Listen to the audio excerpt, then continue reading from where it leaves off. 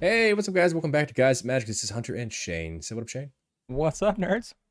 We are back doing our top 10 in the 99 video. That's right. We're going through and talking about cards that we believe are very good to put into the 99 of a 100 card commander deck. This episode, we are doing all the brand new Final Fantasy cards. These are the cards that we believe are the best from the set. Not necessarily you guys have to agree. Always interested guys to hear you guys' opinions on that. Comment down below if you disagree or agree with this list. But Shane, are you ready to kick this off? I've been born ready. Okay, well, hit the like button and subscribe to the channel if you haven't done so already, because we are almost at 20,000 subs. So close. Wild. Just go ahead and hit the subscribe button. You don't want to miss out when we do our giveaway. But Shane, before we get into our top 10, let's talk about some honorable mentions first. Uh, all of these cards are fantastic. It felt weird to put them into the top 10 because it would just take up half the list of the top 10. So that is why we're putting them as honorable mentions. It's the crystal cycle. So every single crystal, the black one, the white one, the green one, the red one, the blue one, we think these are fantastic in any kind of deck.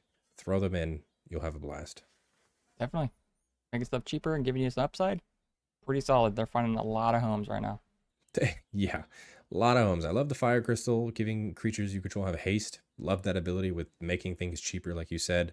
And then, of course, being a +1/+1 counter guy, the earth crystal speaks to me. Obviously, the water crystal speaks to Steven with the milling, and the darkness I just like crystal the speaks darkness, to yeah. Riley. Yeah, I like yeah, I'll and share that you. one with them. Yeah.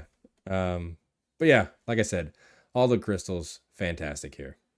We're gonna get on cheat. We have two honorable mentions. Because there's so much stuff to talk about today. The second one we're gonna do is all the lands from this cycle. Pretty strong. They come in, they can have an adventure on one, and then they come in as a land immediately. That's pretty strong. I think we all liked at least one of these, and they're seeing a lot of play, Hunter. Yeah, they really are. And once again, the reason why we're putting them at honorable mention is because we believe in all of them. We can't throw a whole top 10 list of just one type of card. um, but yeah, like you said, having just an adventure land is so crazy to me. It's like you get value off of it and then you still get your land drop later, like you said. It's so good. So good. But let's go ahead and jump into our top 10. Um, so yeah, let's kick it off with number 10. Number 10, we are putting Restoration Magic. It is 1 white mana for an instant that has tiered, so you can choose 1 additional cost. For 0, you can have target permanent gain hexproof and indestructible to end of turn, so just 1 mana. And then you could just pay 1 extra mana. Target permanent gains hexproof and indestructible end of turn, you gain 3 life. Or you can pay 3 and a white extra. Permanents you control gain hexproof and indestructible end of turn, and you gain 6 life. For an uncommon card, giving you that flexibility on whenever you want to cast it, like whether it's early game and someone tries to blow up your commander quickly, you're like, just 1 mana, I'm going to protect it. Or late game, people are trying to board wipe, you say, nope, we're gonna make all of our permanents indestructible hexproof, and you're just gaining life on top. This card's great. Yeah, it's super good, dude. And we've seen this effect before. Maybe not so much in white, but first things that come to mind is like Tameo Safekeeping, pretty strong in his green. Does almost a similar thing as the 1 mana's ability, gain some Yeah. life. Pretty strong connection there. I know you liked Heroic Intervention for this as well. Very similar to the last ability there, protecting the whole team. This restoration though also gets you life. Maybe there's some upside on that. A little hefty, but really strong abilities all around. Yeah, I mean, the upside of gaining life might help in the long run too, because hey, even though someone's swinging a bunch of creatures at you, you give everything indestructible, you can block so many, but maybe that extra damage was going to kill you. You gain that 6 life, you're alive for another turn. So Yep, hey, could flexibility. be could be very good. But yeah, Restoration Magic coming in at number 10. At number 9, we put the Regalia. It's a new legendary artifact vehicle. 4 mana for a 4/4. It's got haste and it says whenever the Regalia attacks, reveal cards from the top of your library until you reveal a land card. Put that card onto the battlefield tapped, and the rest on the bottom of your library in a random order. True cost of 1. I think we like this card so much because it ramps you guaranteed. There's no whoops, I missed. You're definitely going to go until you get that land. You're getting it immediately. It's got haste. Crewing only for one. Hopefully you have a 1-1 or a 2 or whatever you got. This is just happening immediately. Really good ramp. Yeah, we keep talking about these new vehicles that ramp you, but we just talked about Lumbering World Wagon back in Aether Drift, and then the set right before Hedge Shredder, we talked about how we liked that as a ramp vehicle as well. It just keeps growing and growing. Like Hedge Shredder also has that crew cost of 1. We thought it was very good, even though you can whiff. Lumbering World Wagon goes and gets a basic land. The Regalia gets you any land you hit. So if you hit just like something that's a triome, you just drop that on the field. That's absolutely crazy to me. And the fact that we're talking about this as a ramp piece in colorless is also just insane. Yeah, because what you mentioned prior, both locking into a green, but now it's like, whenever I'm playing, I'm going to guarantee that land drop. Mm-hmm. So A plus this. Coming in at number 8, we are actually throwing in a legendary creature, something we don't normally do, but because there are so many legends in this set, it's impossible not to find some that have homes in the 99. So we are throwing Lightning Army of 1 here at number 8. It is 1, a red and a white for a 3/2 legendary creature human soldier. It's got first strike, trample, and lifelink, and it has an ability called Stagger that says whenever lightning deals combat damage to a player, until your next turn, if a source would deal damage to that player or permanent that player controls, it deals double that damage instead. Lightning on itself is an absolute powerhouse. I know Riley had mentioned picking up a copy of Lightning and throwing it into Nelly Borka, stuff like that. Again, fantastic the 99, also a great commander. I've built it as a commander. It's actually on the desk right here next to me. Let me just throw it up on the camera. Here you go. But yeah, this card just absolutely just tramples over anything and gets in with that damage to guarantee, hey, even if you're not doing the damage, that damage is doubled to anyone at the table. Yeah, double damage is always super mean, dude. Like, there are other creatures that do similar effects. Fiendish Duo, Flame Tyrant. It's all pretty similar, dealing double damage. This was 3 mana, though, dude. The other two that I mentioned were not 3 mana.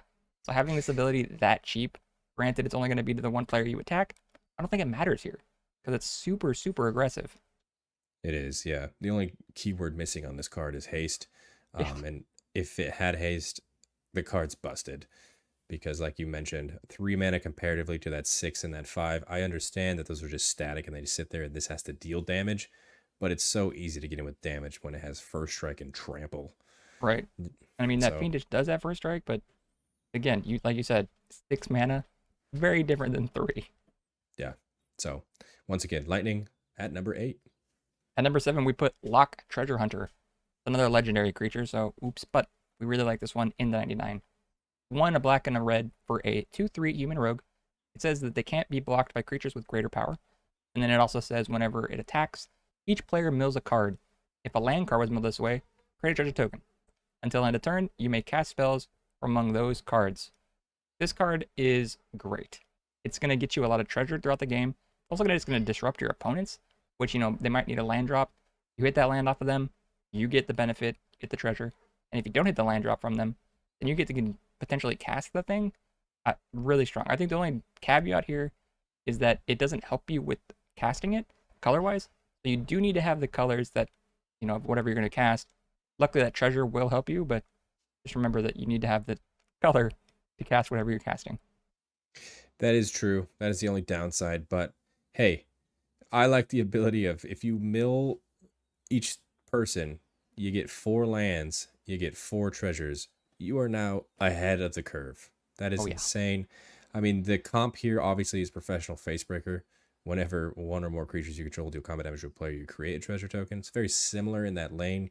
Granted, this is 1 extra color, so it is a little harder to kind of put into a 99 of a deck if you're not running Rakdos. Obviously, you can't. And then obviously Corum the Undertaker is another thing that we kind of thought that was similar to when it attacks, mills a card, and allows you to cast spell from those milled cards. But Lock Treasure Hunter we feel is really good here, and that's why it's a deserving spot in our top 10. Coming in at number 6, we put another legendary creature. I know, but don't worry. This is the last legendary creature we were putting in our top 10, but this one's just too good not to throw in here. It's GoGo, Master of Mimickry. It's 2 and a blue for a 2/4 legendary creature wizard. It has an ability where you can pay XX, tap it, Copy target activated or trigger ability. You control X times. You may choose new targets for the copies. This ability can't be copied and it can't be 0. Yeah, this card's nuts. Like any kind of activated or triggered ability, if you just put in 4 mana into this, it happens once and then it gets copied 2 more times. Depending on that kind of effect, you can just nuke the board. It's pretty wild. Yeah. And with the specific wording of X times, I couldn't find another thing that is similar like that, at least on a creature. The closest I could find was Adric Mathematical Genius. Pretty similar ability right there, but it's only comping it the 1 time for 3 mana. And then Lithiform Engine, we know that card. Another really strong choice, but again, it's only going to do it for the 1. And so the fact that you can dump a lot of mana into this and copy it a bunch of times makes this card very unique and very strong in a copy ability style deck. Yeah, it's absolutely bonkers. Like triggered abilities too. So if you have an Yeah. insane landfall trigger, oh, I'm just gonna copy that trigger on the stack 2 more times, 3 more Yeah. times, 4 more times. However much mana you have, it's nuts. Card goes crazy. All right, enough legendary creatures. At number 5, we put the Genji Glove. It's an artifact equipment for 5 mana. Equipped creature gets double strike. It also says whenever equipped creature attacks, if it's the first combat phase this turn, untap it. After this phase, there's an additional combat phase. Equip cost of 3. What a great way to give a creature double strike. There's not too many equipments that do similar effects, and this one has double strike and that extra combat. That's nuts, dude. We've seen similar abilities on other equipments, but not combined like this. This is really strong. Yeah, you mentioned some other equipments we've seen kind of abilities like just Fire Shrieker grants double strike, Hexplate Wallbreaker gives that extra combat, but just you see Hexplate Wallbreaker is red because you usually see extra combats in red, and Genji Glove, very very similar to the Regalia, is breaking barriers of just being colorless. A colorless equipment that grants extra combats is a solid card, and yeah, that's why I've already thrown it into a 99 of one of my decks. That's for sure. Yeah, dude, you definitely breaking the color pie, but not so much. It's just opening the color pie. How about that? Coming in at number 4, we are throwing in a card that when it was spoiled, I absolutely fell in love, and I picked up a copy immediately. This is Sphere Grid. It is 1 and a green for an enchantment that says whenever a creature you control deals combat damage to a player, you put a +1/+1 counter on that creature. And then it has unlock ability, which means creatures you control with +1/+1 counters on them have reach and trample. This card goes into anything that is green because it doesn't necessarily care about having counters. It gives the counters themselves. So not only is this just 2 mana good stuff, you just drop it early, you start swinging it with your creatures, they're starting to get a little bit of counters when they deal damage, and then, oh, guess what? Now they have trample, which means when they go through your opponent's creatures, they're going to grow again because they're just going to keep getting counters. This card's incredible. We see part of the card on there on Kazur, Ruthless Stalker. That one gives you the counters on the creature that's doing combat damage. And then Dust Shell Crawler, that's another creature that's giving creatures with counters on it trample. So it's like we're seeing similar effects, but pushed together on one card that's so cheap, that does so much. This card is just really, really pushed, in my opinion. Yeah, it's like I said, for 2 mana, like you said, Kazur's 4 mana, Dusk Shell's 2 mana, and then you combine those, and it still gives them reach as well. These, it's crazy.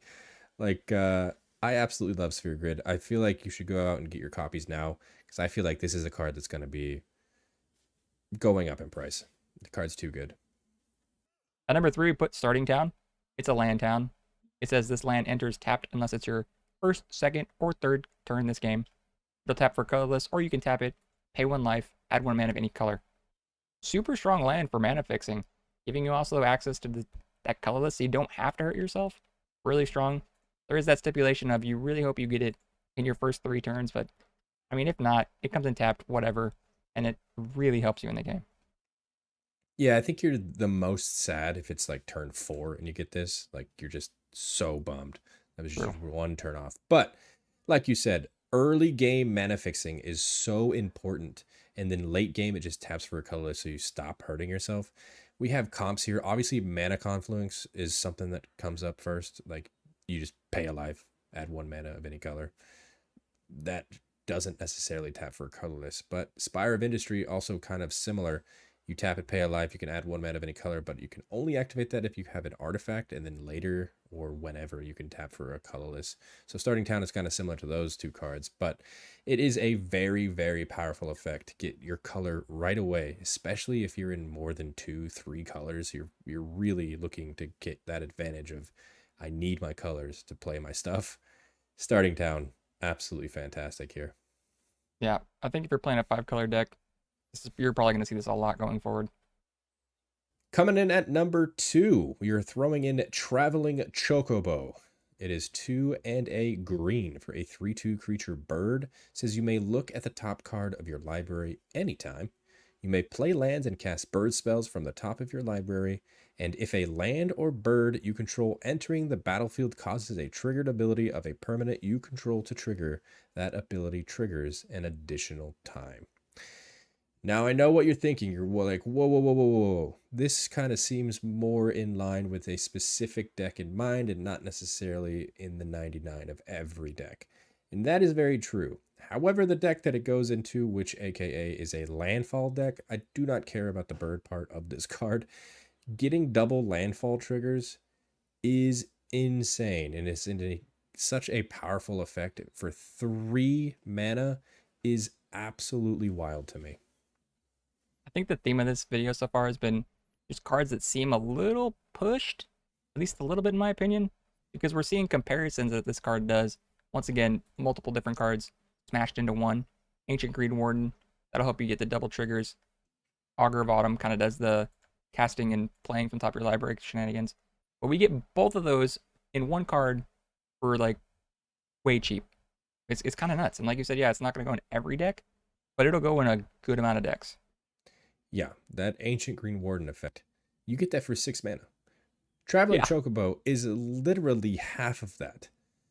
And it does the same thing. I know that getting lands back from your graveyard is fantastic, but getting them off the top of your library is also advantage. So Traveling Chocobo had to make our list. It is that powerful where it is sitting at number 2. Absolutely love this card. And once again, this is a card that's going to go up in price, unfortunately. But yeah, double landfall triggers, you can't go wrong. And then you made it here. We're at number 1. And at number 1, we put the Buster Sword. Kind of had to, I guess, but it's really strong. 3 mana for an artifact equipment. Equipped creature gets +3/+2. It says whenever equipped creature deals combat damage to a player, draw a card. It also says then you may cast a spell from your hand with mana value less than or equal to that damage without paying its mana cost. Equip cost of 2. This is pretty busted. If you ask me, dude, drawing a card, that's just like, there's so many pieces of text on this card, and I keep asking myself, like, why? Like, the drawing a card didn't even need to be there. Free spells are never bad. Slap this on a big thing, deal a bunch of damage, and be like, here's my free huge thing. Like, this card is going to go in so many decks, dude. Yeah, being colorless. I mean, you said it. It's busted. This is the busted sword, kind of. Um, yeah, throw this in any deck you want. This is why it's number 1, right? In the 99, you throw it in the 99 of any deck you want because it fits.